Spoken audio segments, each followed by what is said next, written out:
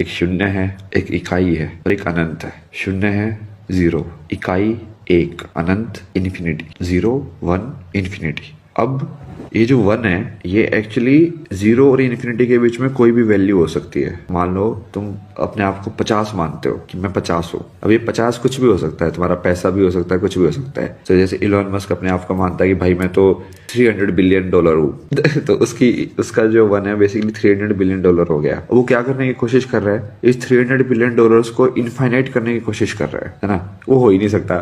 T equal to infinity पे होगा infinity का मतलब ही वही है।